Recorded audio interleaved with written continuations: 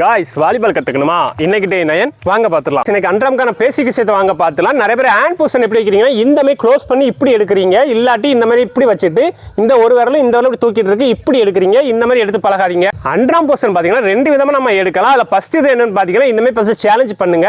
Second இந்த மாதிரி கையை க்ளோஸ் பண்ணிட்டு இதை அப்படியே டவுன் பண்ணிக்கோங்க. இப்போ ஷோல்டர் அப்படி லாக் பண்ணிட்டு அதை நல்லா டவுன் பண்ணிட்டு இந்த மாதிரி பொசிஷன் ட்ரை பண்ணி பாருங்க.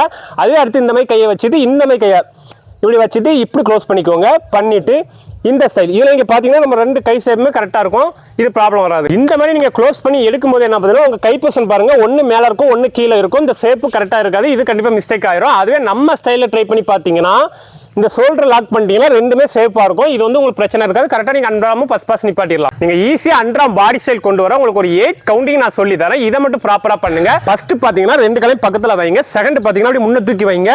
தேர்ட் பார்த்தீங்கன்னா அப்படியே நல்லா பெண்ட் பண்ணுங்க. 4 பார்த்தீங்கன்னா ரெண்டு கையும் நீட்டுங்க. 5 வந்து நம்ம சொல்லி கொடுத்த அண்டர்ஆர்ம் ஸ்டைலில் கையை க்ளோஸ் பண்ணிக்கோங்க. 6 ஷோல்டர் லாக் பண்ணிக்கோங்க. 7 கீழே 8 மேலே, 7 கீழே 8 மேலே. இவ்வளோ தான் அண்டர்ஆர்ம் பொசிஷன். இதை கண்டிப்பாக ட்ரை பண்ணி பாருங்க.